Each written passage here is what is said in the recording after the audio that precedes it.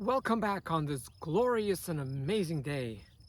And today I'd like to give a shout out to all my subscribers and followers from the United Kingdom. Nice to see you again. We're up to now the 10th reason why humans are shut down so they cannot tap in to their natural ability of just being themselves, being at peace, and more importantly, just being happy. One of the mechanisms are, like the rest of them, are done by our lovely parents. I don't mean to do it. And that's something I know you guys are going to go, no, that can't be an issue. Well, it is. Number 10 is two words that we are told as children that have a deep effect on us. And that is, be careful, be careful. We always hear it at all ages, be careful. Sadly, I hear parents tell their 40, 50-year young children, be careful when you go out, be careful. To me, when you tell an individual, be careful, what you're programming them is basically telling them they are not capable of being careful. Like, it's good you told them, or else they wouldn't be careful, they would hurt themselves. Because, people don't care to hurt themselves. People don't care. Yeah, but they need a reminder.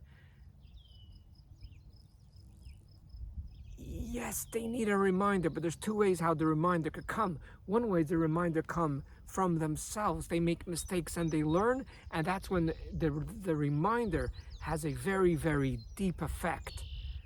And then the other way is by you doing it, which basically you instill in them that they are not good enough. Now, this is not conscious. Even the one that receives this reminder of be careful, they usually respond, okay, don't worry about it, yeah, everything is fine. But they don't realize, because programming, for those of you that have studied the amygdala, tons of programming is happening behind our back that we do not even know. We are not even aware of that.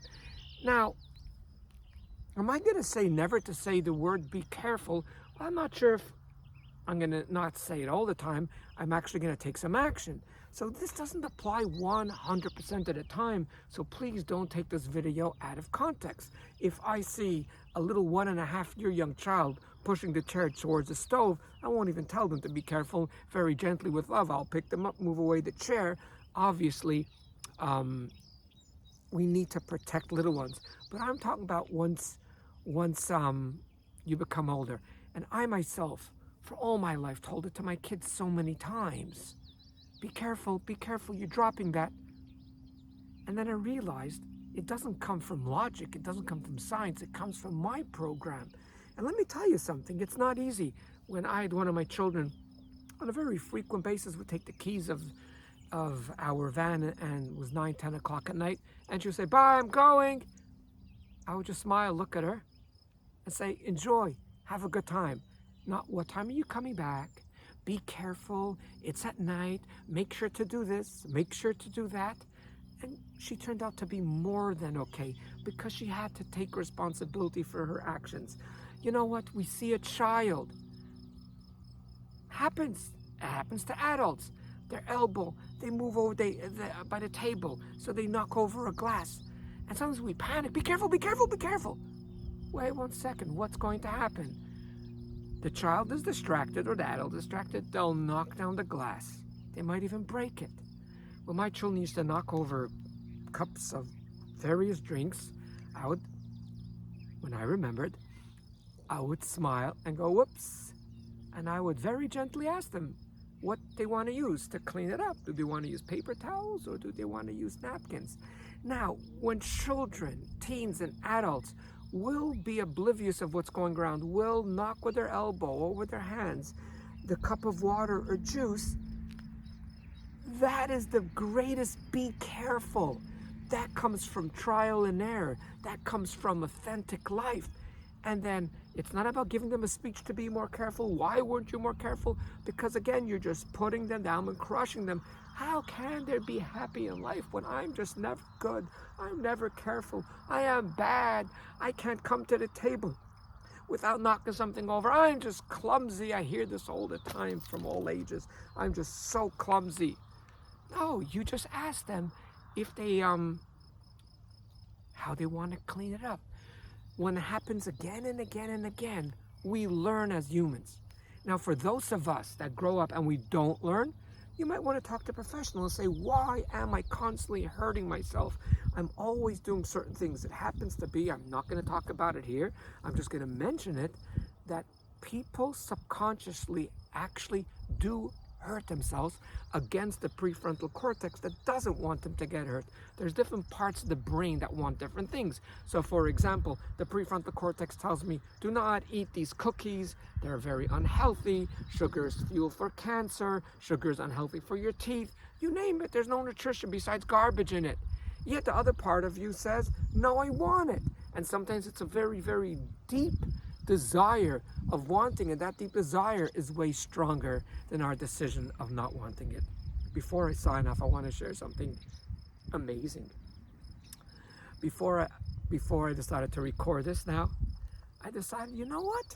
Maybe I'm being a little bit too much. Come on, what's really wrong with saying be careful? Even though it sits with me and I understand it and I see it again, and I've seen the cause and effect over 35 years, 40 years, you get to see what causes what. So I decided, you know what? Just go to your friend, my friend, Meta AI, and just ask Meta AI, is there any consequences? What happens when you tell children or adults, be careful? I actually asked that question. And I looked at it and I go, whoa, I can make a series about it. And AI just spewed out for me within a few seconds, seven. I'm just focused on one reason. I'm just focused on one thing it does. It takes us away from happiness. It shuts us down. But I guess psychology has 7 negative effects. And yet, most of us do it. Most of us do it. Most of us say, be careful. But you know what? You can't really... The word most of us is not science. I believe there's about 150 million of Americans that do not pay up the full balance of their credit card monthly. We don't look around and say, well, most of us, my friends, 150 million, that's a big number. That's a huge number that they don't pay off their credit cards. That's not healthy. That's very not healthy. Only because 150 million don't do it, that's not healthy. There is about, give or take, 28 million, not 2,000, 28 million in America itself that only paid the minimum balance on their credit card. So let's say my credit card is $2,000 and it says pay at 40, they'll pay at 40.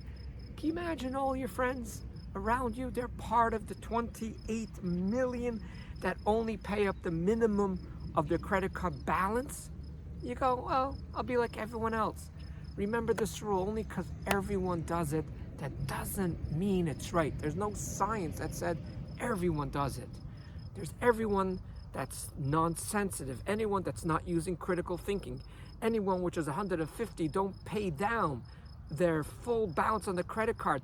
That doesn't make it right. It does not make it healthy. Everyone is eating cookies. Everyone is eating chips. That doesn't make it right. And I know it's hard, and I must tell you, it's hard for me. You have it in your blood. You have it in your psyche. Be careful, be careful, be careful, be careful. You're programming all their stuff. In the description below, I will put the 7 reasons that psychology says how be careful could have a long-term negative effect on the development of the human being. And I think we have one more reason that we'll discuss with you next week of why we cannot be happy, why unintentionally our parents cared takers and teachers shut us down against our will. But till then, always remember that you are way greater than you think you are. Thanks for joining.